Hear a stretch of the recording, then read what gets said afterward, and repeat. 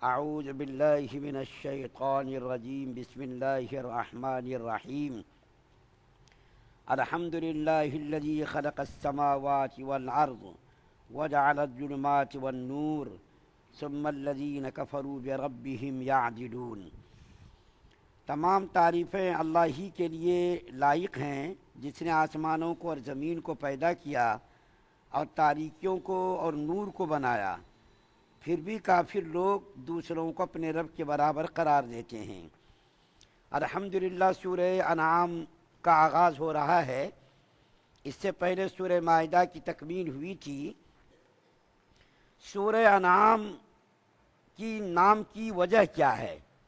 سورہ انعام جو نام رکھا گیا اس سورت کا، اس کی وجہ یہ مفسرین نے لکھی ہے کہ اس سورت کے اندر 16ویں اور 17ویں رکوع کے اندر بعض جانوروں کے بارے میں کفار مکہ کے عقائد تھے کہ فلاں جانور حرام ہے، فلاں جانور حلال ہے۔ ان کے توہمات کو دور کرنے کے لیے اس سورت کے اندر بعض آیات نازل ہوئی ہیں۔ اس مناسبت سے اس سورت کا نام سورۃ الانعام ہے۔ انعام کہتے ہیں جانوروں کو، مویشیوں کو، جیسا اونٹ ہے، گھوڑا ہے اور دوسرے جو جانور ہیں مویشی جانوروں کو انعام کہا جاتا ہے۔ سورہ مائدہ کے شروع میں بھی اس کا ذکر آیا تھا۔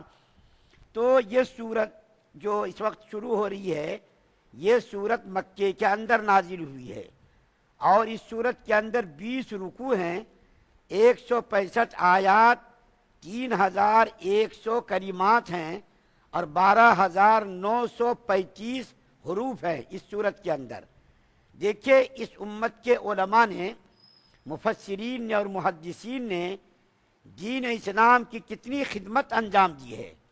قرآن کے اندر کتنے حروف ہیں اس کے بارے میں گننا کوئی آسان کام ہے۔ 3 لاکھ سے زیادہ قرآن کے اندر حروف ہیں۔ گننا، شمار کرنا، الف کتنی مرتبہ آیا، با کتنی مرتبہ آئی، الف سے لے کر یا تک علماء نے گن گن کر کے اس کو بیان کر دیا ہے۔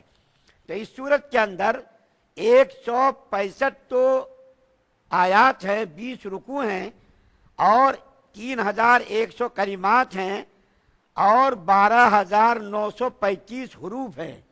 اس امت کے علماء نے، مفسرین نے قرآن کی اتنی خدمات انجام دی ہیں۔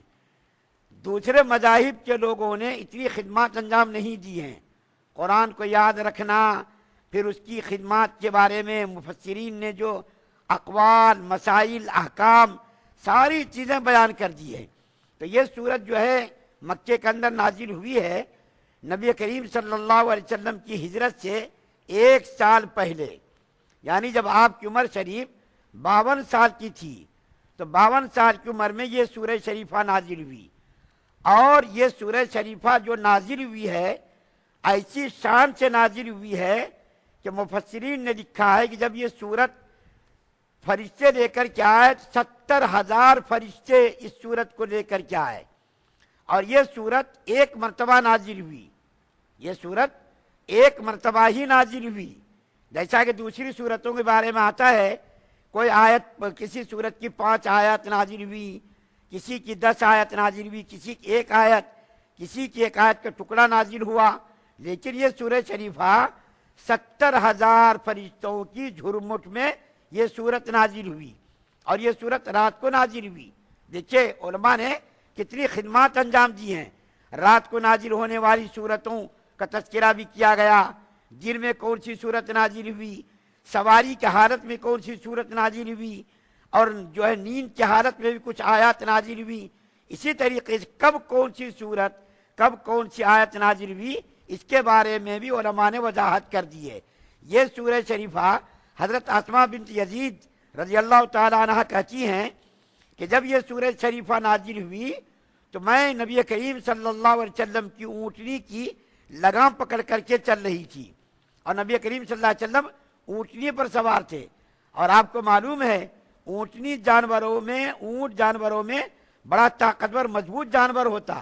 تو حضرت اسماء رضی اللہ تعالیٰ عنہ کہتی ہیں کہ جب یہ سورہ شریفہ نازل ہو رہی تھی تو اس وقت اونٹنی وحی کے بوجھ سے بالکل دبی جا رہی تھی، اور ایسا موقع آتا تھا کہ جب نبی کریم صلی اللہ علیہ وسلم پر وحی نازل ہوتی تھی تو نبی کریم صلی اللہ علیہ وسلم سردی کے موسم میں بھی پسینے سے سرابور ہو جاتے تھے، پیشانی سے پسینے کے قطرے ٹپکتے تھے، اور جس سواری پر آپ سوار ہوتے تھے وہ سواری وہی کے بوجھ کو برداشت نہ کر کے وہ سواری بیٹھ جاتی تھی، جیسا کہ اس موقع پر بھی ہوا۔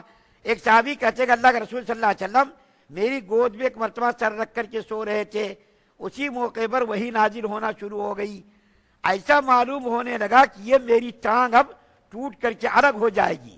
یہ وہی کا بوجھ تھا نبی کریم صلی اللہ علیہ وسلم کے اوپر۔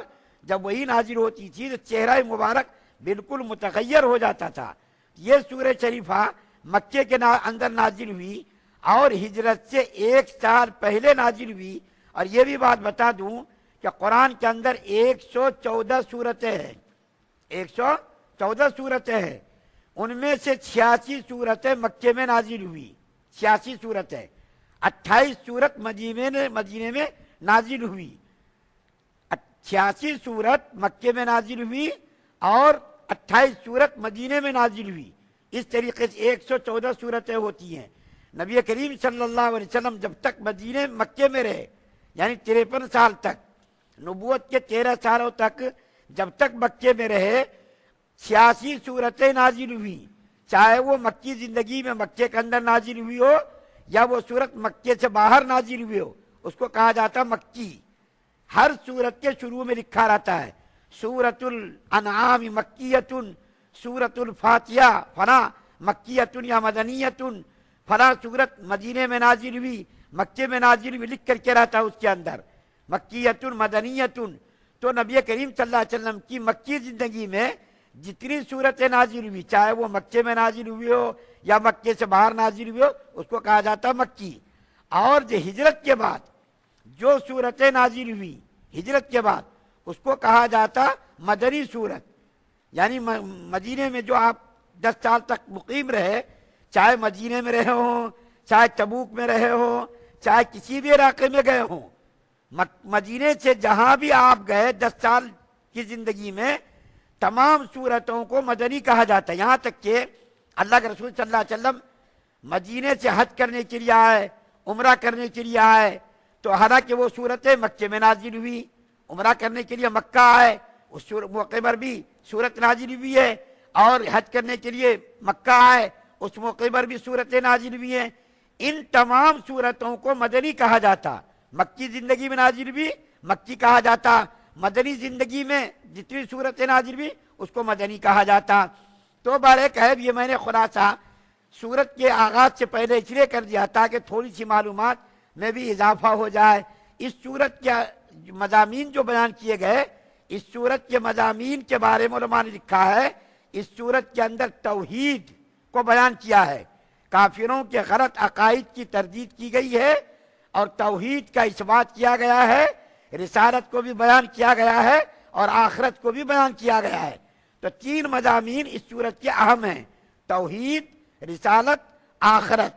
اور تقریباً مکی زندگی میں جتنی سورتیں نازل ہوئی ان تمام سورتوں میں انہی مضامین پر جو ہے زور دیا گیا ہے، کیونکہ کفار مکہ کے عقائد جو تھے بالکل غلط تھے۔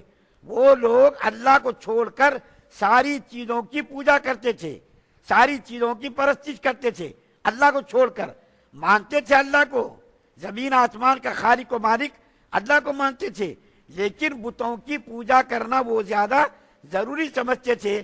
اللہ کی عبادت سے ان کو اللہ کی عبادت سے وہ لوگ بہت زیادہ بچتے تھے۔